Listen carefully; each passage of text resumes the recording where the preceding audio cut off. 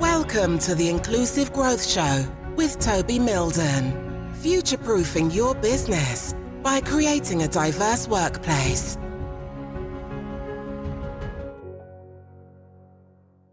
Hey there, thank you ever so much for tuning into this episode of the Inclusive Growth Podcast. I'm Toby Milden, and today I'm joined by Nadya Powell. And Nadya is the founding partner of Utopia, which is an award-winning diversity, equity, and inclusion culture change business. It was founded in 2017 on the belief that businesses could be better, and they help clients around the globe create inclusive and healthy workplaces. So, Nadya, it's lovely to see you. Thanks ever so much for joining me today. It's a pleasure. I'm so pleased to be here, and thank you for inviting me. You're very welcome. So, Nadya, I gave a very brief introduction, which doesn't do any justice to the great work that you and your team do. Could you let us know a bit more about who you are, what you do, and what your business is all about? Yes, of course. So I'll just start off with a little audio description of myself. So as you so kindly said, I'm Nadya Powell. I'm a 47-year-old white stray cis woman without any disabilities currently. And I also identify very strongly as someone who comes from a working class background and a very trauma-based working class background, which we will not go into today because we're going to talk about business today. But the reason why I mention that is because I kind of accidentally and purposefully fell into the DEI space. So I had a very enjoyable and very successful career in marketing and advertising for many, many years. I went through the dot-com crash, for those of you old enough to remember it. And yeah, just had an absolutely brilliant time. And then when I had children, I came back into the workplace and I looked around me and I saw that I had suddenly become a minority. I'd never been a minority, you know, as I've just described myself, there are many, many white straight cis women in business all over the place.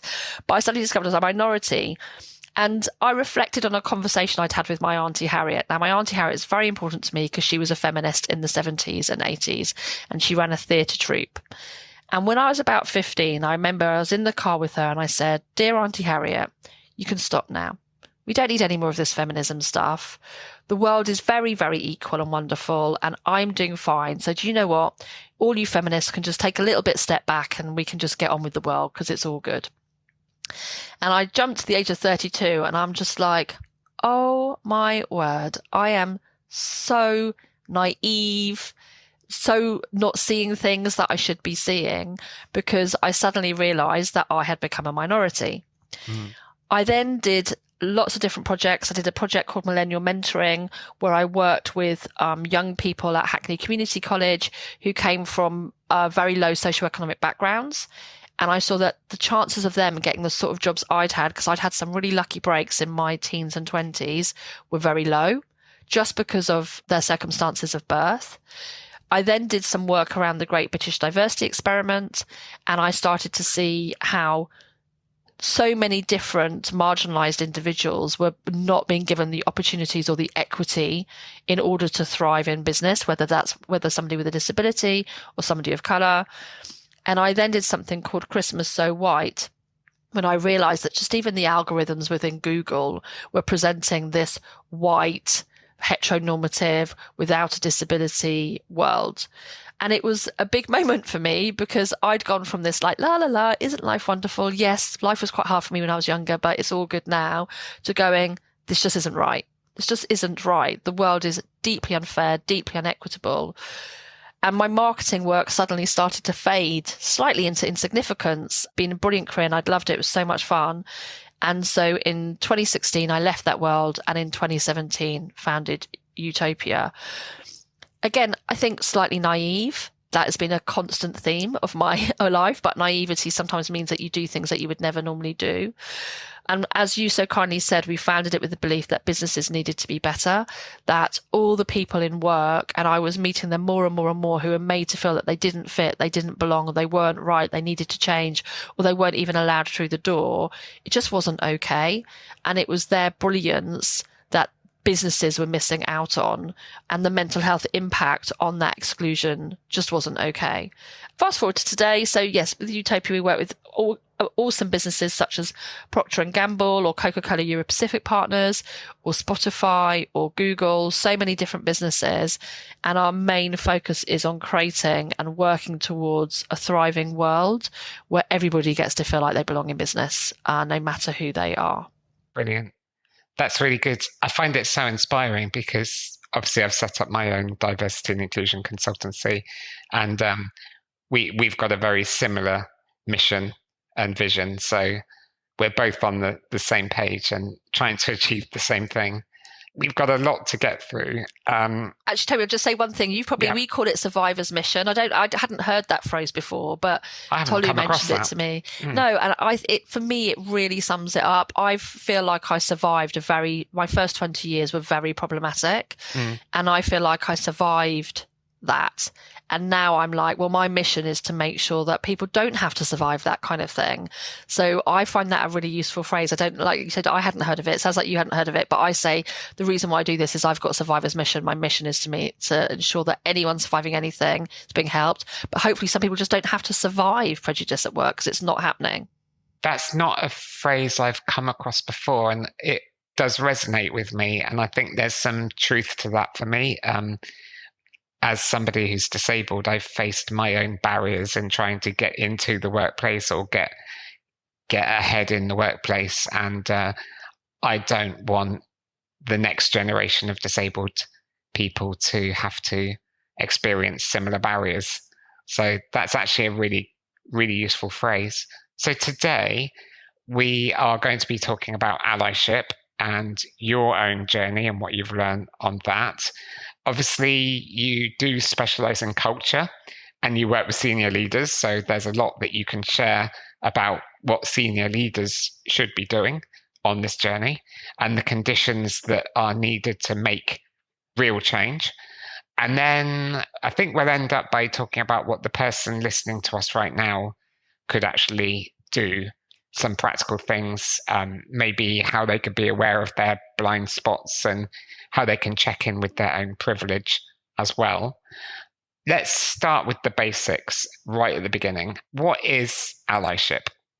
So, as hopefully all your listeners know, allyship is active. So it is not good enough to sort of see something or hear something and go, oh, that wasn't right.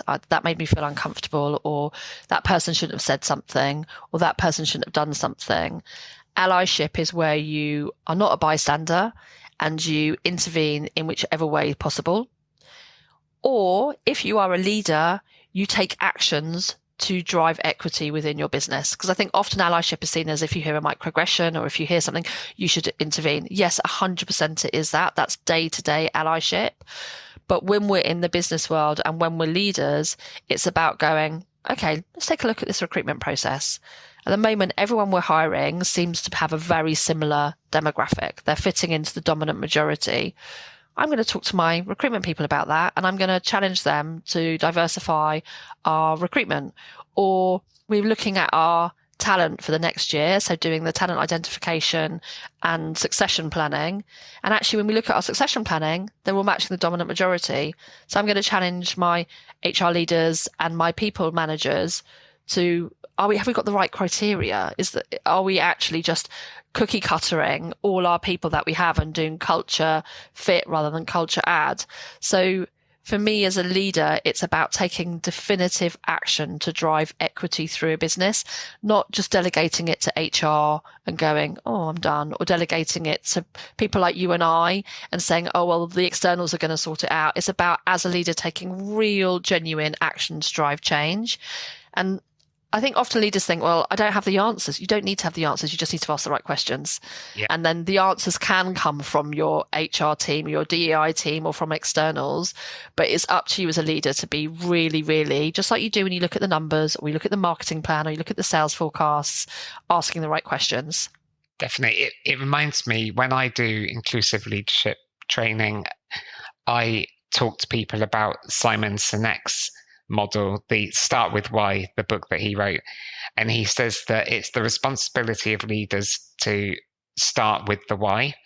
and then empower other senior managers to figure out the how, and then enable everybody else in the business to figure out what needs to be produced. And so many organizations actually start from the outside in. Yes. They start with the what. Yeah. They get really busy just, chasing their tails, organizing all sorts of events, but they don't actually know why why inclusion is important for the future success of their business. So sounds like, it's quite key there. Yeah, 100%. And I think that's what we see as well all the time. And I really like that analogy that you've used. A classic for me is a lot of business will go, let's set up ERGs. We need employee resource groups, or we need a DEI ambassador network, because they think they should have one. And they think, well, if they look at their little box of DEI things, it's missing. And so they'll set it up. And yes, they might do some really good events, but very quickly, the ERG members are just like, why are we doing this? Like, what's the objective? And leadership aren't bought in, they're not supporting them. So we always say, if you do want to activate your people, and that is a really powerful thing to do in DEI, you've got to know why, and you've got to set them up with some really clear objectives, some resources, some rewards. You can't just ask marginalized people to solve the problems that they didn't cause. Yeah. So for me, that's a classic part of leadership, is if you're asking the right questions. Okay, why are our employees not engaged day to day in DEI? Well, the why might be because there's no ERGs. So why would we need an ERG? Only then are you going to get proper allyship. Definitely. So what's been your personal journey of allyship and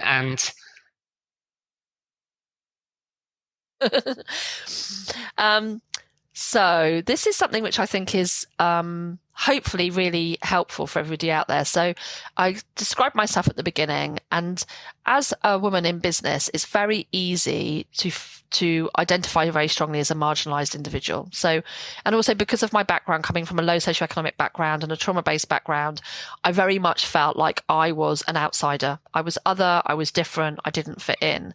And that became a real big part of my identity. And it defined me. It really, really defined me.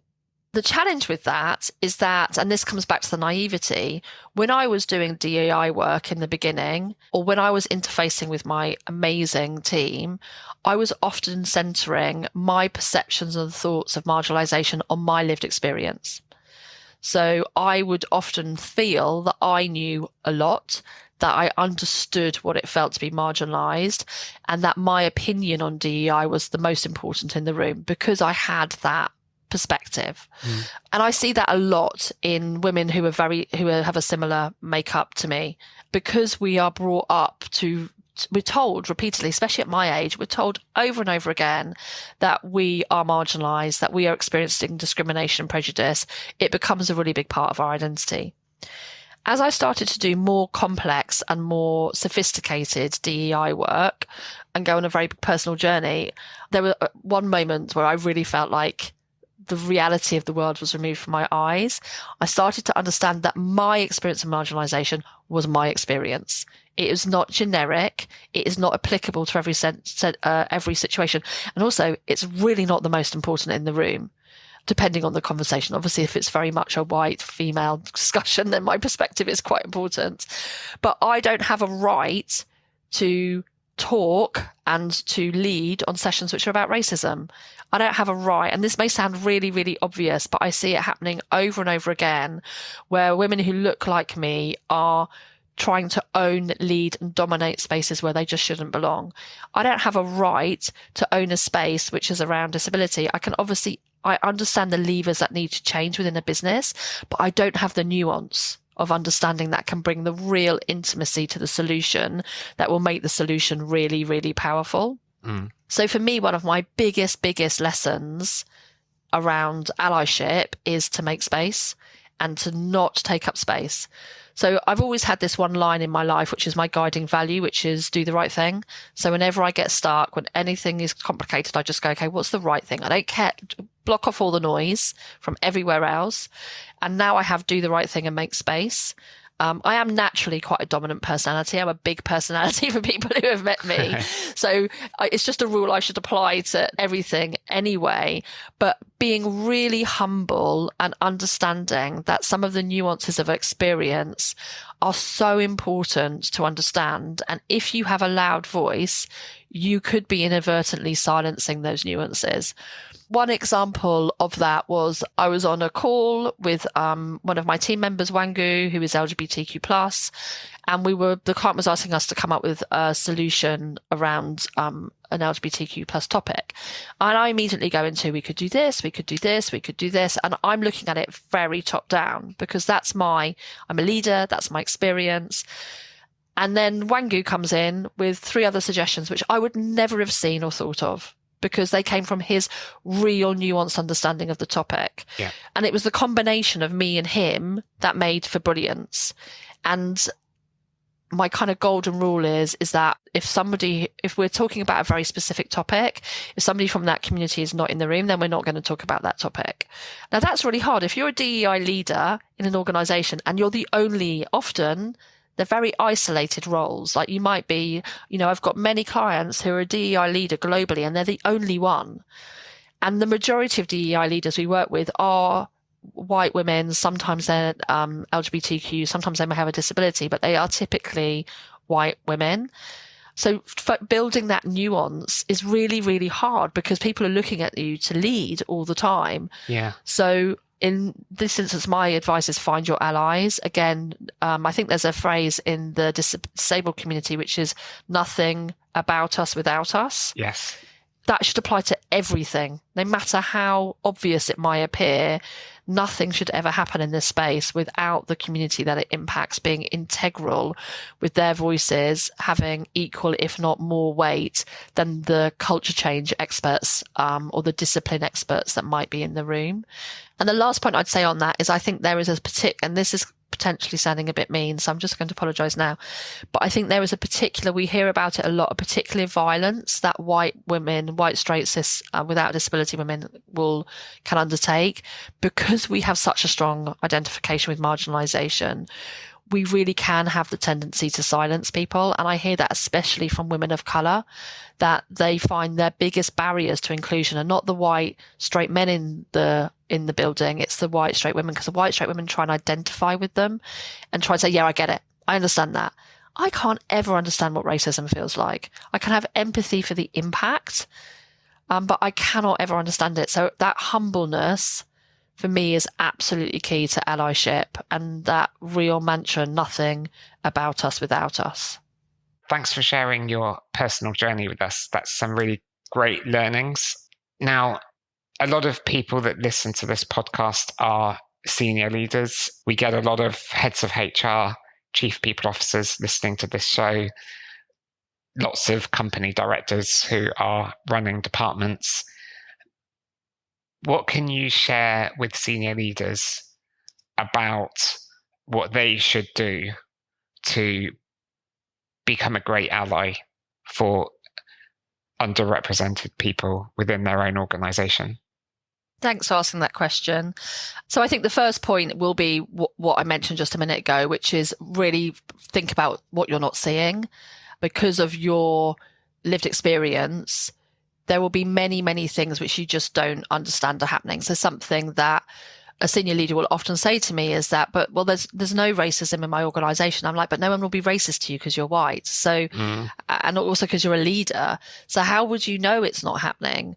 Or they'll say, well, we're a really LGBTQ plus inclusive building. And I'm just like, well, how do you know how your trans people are feeling, or your non-binary people are feeling, who tend to be right on, or your intersex people are feeling, who tend to be right on the edge of the community? Or they'll say, well, we've done an accessibility audit and we know that we're very accessible as a building. And I'll be like, but how does that translate culturally? So think, what do you not know? Ask those questions and you will probably realize that you don't know a lot. Look at your data. Data generally has a horrible hole in it. It tends to be like engagement surveys will capture gender and then by department. So all the other marginalized identities are just, their voices aren't being heard. So how can you hand on heart say you don't have a problem if you haven't been listening? So as leaders, really think about what are you not seeing, and then what can you not know because you don't have the data. Collecting the data can seem really, really scary. It's actually really, really easy. We do a DEI people audit. It's very straightforward getting the data. You just need to be brave and do it. I think that's the only hurdle. And then if you're in multiple locations, there are ways you can get something like that to work, whether it's in France or Germany or the UK. So I think for me, that's a really big thing. Take ownership. This isn't an HR issue. It's not a DEI issue. It's a culture issue. If your culture is not inclusive, then your people are not performing to their best. And due to technology, businesses are only as good as their brains of their people. And if the brains of their people are not being made to feel safe, included, able to be creative and innovative, then your business is not as good as it could be. So you as leaders, it's your responsibility to ensure you have an equitable and inclusive culture. It's not someone else's. To your point, Toby, you can make the how about your leaders and you can make the what about your people, but you have got to take ownership of the why. Definitely. And then I often talk about the hourglass of change. I love talking about the hourglass of change because it's deeply unsexy, but I still think it's quite nice, which is, if as a leader you are doing the why, you're asking the right questions, you're starting to look into what you're not seeing, you're doing the data, you're really starting to understand the situation, similar to what I was saying before, then you engage your people. Because as a leader, as I was just saying earlier, you cannot see the nuance of the solutions. So if I was to try to solve the problem of how to make an organization more disability inclusive and more LGBT plus inclusive, I'll go to quite simple, quick fixes because I don't have the nuance of understanding. So you have to then engage with your people for them to help you solve. So once you've got the data, once you've got the strategy, once you're starting to go, these are our big challenges, this is where we need to go, engage your people to help you solve it. And you can do that through ERGs. Like ERGs, when they work brilliantly, they are brilliant. So you can engage with specific ERGs or engage with your ERG leaders and just say, look, we think we've got some real problems here. What do you think? They'll probably already know those problems exist. They just didn't have hard data. Yeah. And so then create that hourglass. So you've got leadership really driving it, really clearing space, giving the resources and budget, really articulating the why. And then you've got your people who really understand the challenges, defining the solutions, and with your support, working them through. And then the third thing I'd say is look at your governance infrastructure. Policies ultimately decide what happens or doesn't happen in an organization. And a lot of policies are really two-dimensional. Now, I know organizations will do really deep work on their menopause policy or on their parental policy or on their mental health and well-being policy, but they don't tend to look at them holistically. They tend to look at just like the DEI components. Whereas if you really want to get the scaffolding for an inclusive business, really digging into your policies, auditing them, working out where they could be improved. And often that does cost money, improving your policies, but that's where you get the real sense of how serious a leader is. Because if you're going to say you're going to make an inclusive culture, but not be prepared to change your health insurance policy so that it's trans inclusive, then, okay, are you really an inclusive organization? So then look at that scaffolding, look at the policies. If your company has a great diversity and inclusion strategy, if your organization has an amazing work culture where productivity is peaking, if the best talent in your industry are working for you, if all your employees are happy and feel included, then feel free to skip this message for about 30 seconds and continue listening to the podcast interview with Toby. But if you feel that your company is lacking in any one of these areas, your employer reputation is taking a hit. Toby Milden is one of the UK's leading diversity and inclusion experts, who has helped top companies like Deloitte, the BBC, Sony Pictures and Centrica, as well as numerous scale-up businesses who want an outstanding inclusive culture. To go further in your diversity and inclusion journey, log on to Toby's webinar at www.milden.co.uk/free-webinar to accelerate your company's diversity and inclusion strategy in 40 minutes. Thanks for listening. And now back to the podcast interview with Toby.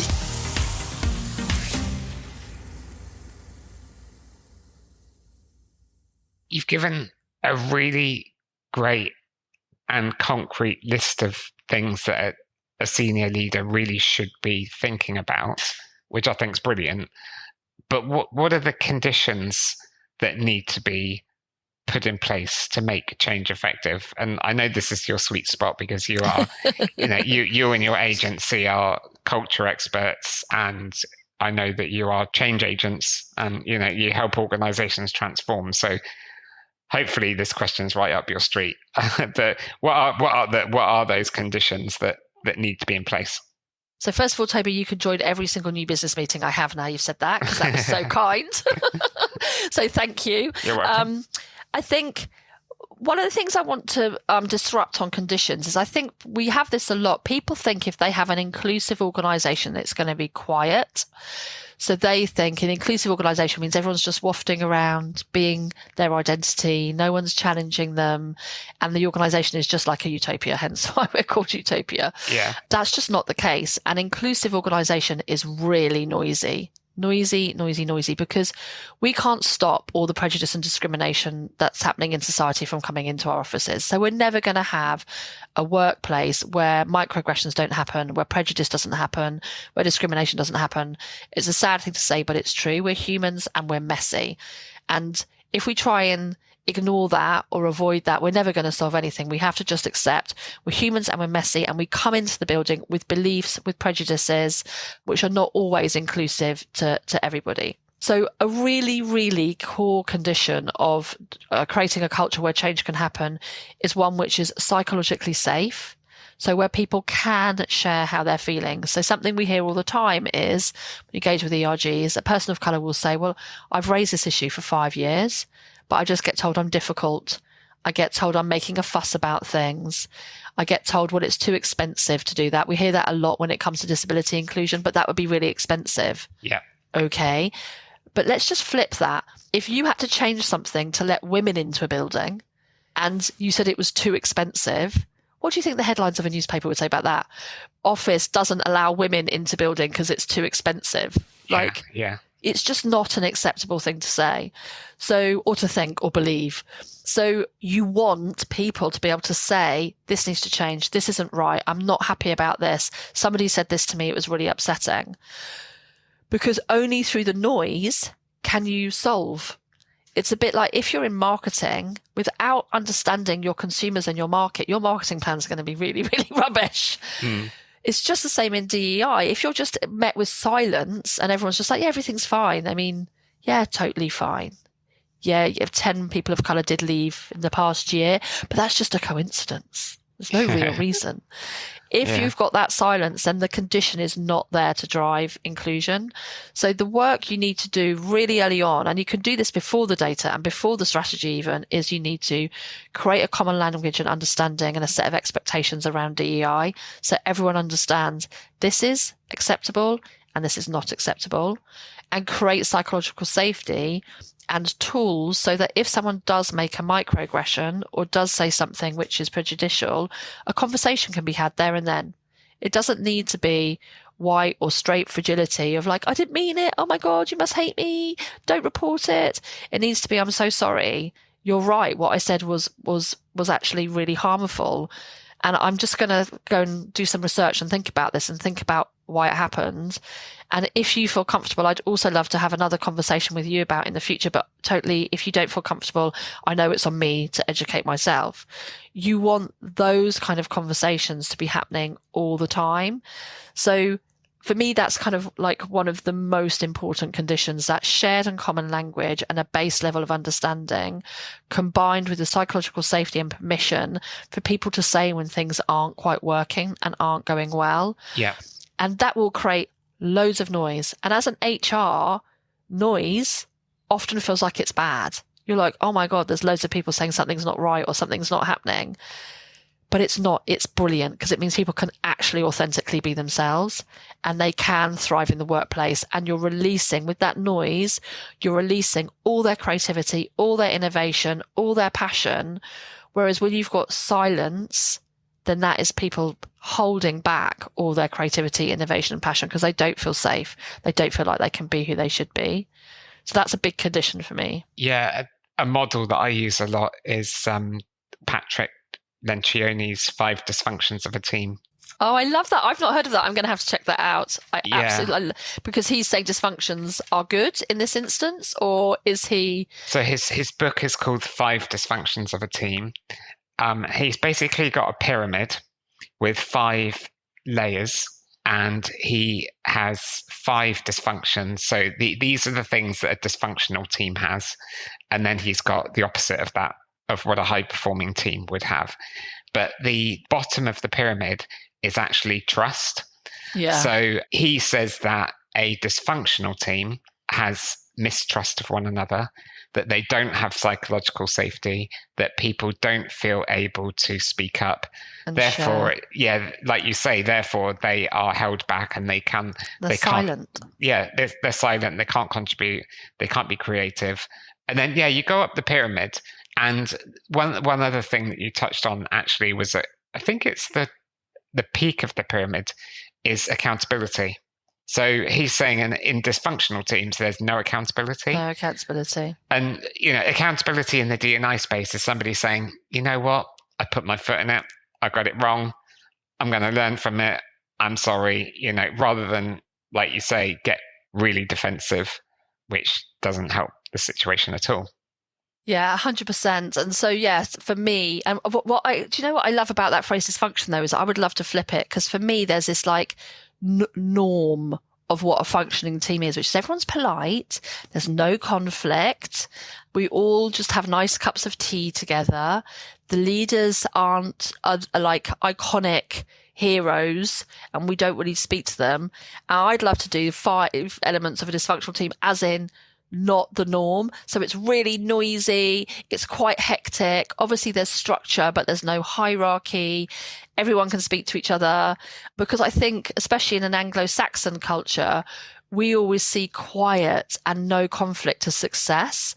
And I'm like, no, quiet and no conflict means everybody's just agreeing with each other. Nothing's changing. Nothing's developing. Obviously, you want kindness and compassion at the heart of every single team, not anger and I don't know what, another frustration. But yeah, I'd love to say, actually, I want dysfunctional teams, because I think what's seen as functional nowadays is a nonsense. It's a total nonsense. But I'm going to check that out. It sounds brilliant. Yeah, it's funny you should say that, because the second level of that pyramid after trust is dysfunctional teams avoid conflict. So he's saying that I guess functional teams or high performing teams have healthy conflict, so that they feel able to challenge one another. They are able to have candid debates. I think that's the terminology that he uses. Yeah, and it's funny because when you were saying that, I was just thinking, I had a conversation with a client of mine one day, and they were saying that they felt their culture was toxic positivity. Have you come across that before? Yeah, that is such a problem. Everything's fine. We're lovely. We love each other. It's a lovely place. And it silences anyone who's just like, I'm unwell at the moment, I'm having a bad day, or I've experienced this. Toxic positivity, I think, is a real leftover from, I think it sort of came out of like the 90s, the noughties, and it's still there. And actually the most important thing is that people can just say the truth of what they're thinking or feeling at any time. And sometimes that's really difficult. I remember one client saying to me, this is ages ago, millennials are really hard because they always tell you what the problems are. And I was like, isn't that amazing? Like, you want to know what the problems are. If you don't know what the problems are, they're going to be there whether someone says it or not. How are you going to solve them? And it's the same in DEI. If you don't have people of colour saying, no one believes I'm the leader of this team and I am the leader of this team, or somebody who's non-binary saying, nobody is getting my pronouns right, no one seems to understand what I'm trying to do, and people are misgendering me all the time, or someone with a disability saying people are treating me like I'm the assistant, not the leader, how can you solve it? So that noise is just critical, and toxic positivity is boo to toxic positivity. Yeah. I'm being unpositive about toxic positivity. Maybe that should be the topic of your next book. Yes, boo to positivity. Yeah, boo. Let's get real is what it should be. It's just like, let's just get real. It's not great. So we've talked about what allyship is. We've talked about your journey and what you've learned along the way. We've talked about what senior leaders should be thinking about and the conditions that are needed to make changes. I'm assuming that the person listening to us right now, if they're still with us, which is a good sign, they're probably on the same page as us, and they're like, "Yep, this is good. I'm going to step up. I'm going to be an ally. I'm going to go on this journey myself. I'm going to follow your advice as a senior leader. I'm going to create the right climate for change." What does the person listening to us right now need to unlearn and relearn in order to be effective? So unlearn, if you're a leader, what you believe to be true in your organization is probably not true. So you are probably sitting there with a set of beliefs about your people, about their mental state, or their diversity, or how they're enjoying their organization, how they're enjoying working in the organization. And it's probably not true because you're so distant. There's something called the neurology of power, which says that the more senior you are, the less empathy you have. And it makes sense as someone who's gone up through leadership, you have to make so many tough decisions as a leader that you sort of have to almost divorce yourself from what's happening below you. So the unlearn for me is just unlearn what you believe to be true and go out there and find out what's really happening. Sorry to interrupt you. I was just thinking when you were saying about empathy, I interviewed a researcher from Catalyst organization. They wrote a report saying that they found that the number one quality that was required and missing was empathy. Yeah. And also, me and my team do inclusive leadership assessments, and empathy is one of the 6 traits that people are benchmarked against. So I find it quite shocking that when you said it's missing the higher you go up the hierarchy, but it's actually such a needed skill. It's so needed. And it goes back to that, the personal story I was sharing, whereas, because I was situating myself so much in my lived experience, I was lacking empathy for everything else that was going on around. So you have to step outside your lived experience and say, I cannot know everything. I cannot experience everything. I cannot have a right to have an opinion on everything.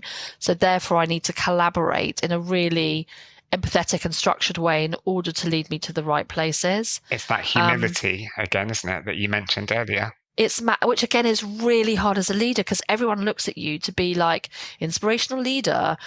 So if you end up saying, I can't do this alone, especially the DI space where you feel vulnerable anyway, because you don't want to say, I can't do this work because it makes you look like you're uninclusive.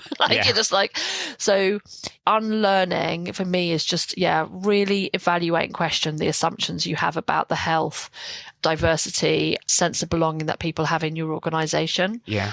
And then relearn would be relearn your organization. So listen to your people, look at the data, spend time with your ERGs, spend time with people to relearn what's really happening. That would be my kind of big unlearn and relearn. I love it. Now, the penultimate question that I ask everybody when they come on this podcast is, what does inclusive growth mean to you? So I've had to think about this one. So inclusive growth means to me your survival. Something we talk a lot about with businesses is the huge demographic shifts happening within the UK and Europe more widely and incredibly amounts in the States. So if you're based in London at the moment, 51% of London is people of colour. This year, the university entrants, 16% of them have a neurodiversity. And glad share that by 2025, 20% of people will identify as LGBTQ+ in some way. Now, that's really challenging as a leader because you probably don't sit on any of those demographics. So you are in a way in the out group of the huge demographic shifts that are going to happen in your organization. So if you don't do the unlearning and the relearning and really get to grips with this, then you in your role will not be able to survive because you will no longer be relevant. And it's not about your identity. You don't have to be a person of color to be relevant within this discussion. You have to be someone who is empathetic and collaborates and is inclusive to everybody. Brilliant. But also your business isn't going to survive, because if your business isn't tapping into these huge demographic shifts that are occurring all over the place, then it is also going to become irrelevant. So for me, inclusive growth is a fundamental requirement for survival. Yeah. I'm glad you used the word survival. I did a workshop with a client of mine, their hospitality business. They employ 40,000 people. And I had a 2-hour conversation with the chief executive and the board about why diversity and inclusion was important to their organization and what their unique business case was. And at the end of the conversation, the chief executive basically turned around and said, it's basically about our survival, isn't it? Yeah, it is. It is, which is why it shouldn't just be the HR responsibility it is fundamental to business survival. Yeah. It wasn't in the 80s. Like in the 80s, the world was a much less diverse place. And that's why DEI could wax and wane and wax and wane. We can't turn back time. You know, I know there's lots of very nasty organizations that are trying to turn back time. The change has happened. And now we've just got to respond to it in order to survive as a business. Absolutely. So just as we come to the end of this podcast episode, if the person listening to us would like to follow the work that you do, maybe they want to go along to one of your events that you organize, what should they do? So a really useful thing to do is just, and it sounds really mundane, but sign up to our business letter, our newsletter. Only comes out once a month. It's super focused, but most importantly, we hold free breakfast briefings all the time on topics such as DEI data, on how to create, how to kind of fight the tide of hate towards LGBTQ people. And so by signing up to that newsletter, you'll get an invite to those free events. And they're an hour long, typically 9:30 to 10:30 in the morning. And they are excellent. So go to our website, www.weareutopia.co, and sign up for our newsletter. Brilliant. Well, Nadya, thanks ever so much for joining me today on this podcast. I've thoroughly enjoyed our conversation, and I've learned loads from you, and hopefully the person listening to us has learnt some really practical things that they can take back to their own organisation. Thank you so much, Toby. I have loved it and also learned loads from you, and it's been an absolute pleasure. An hour has whizzed by. Thanks ever so much for tuning into this episode of the Inclusive Growth Podcast. If you would like to get in touch with Nadya and her team to see how her organisation can help you, please do go over to their website, which is weareutopia.co. That's just .co. And if you are looking for any further support on your diversity and inclusion strategy or your inclusive leadership, then please do get in touch with me and my team. We are at milden.co.uk. Until the next time, I look forward to seeing you on the next episode of this podcast, which will be coming up very soon. Until then, take good care of yourself.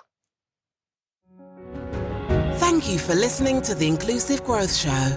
For further information and resources from Toby and his team, head on over to our website at milden.co.uk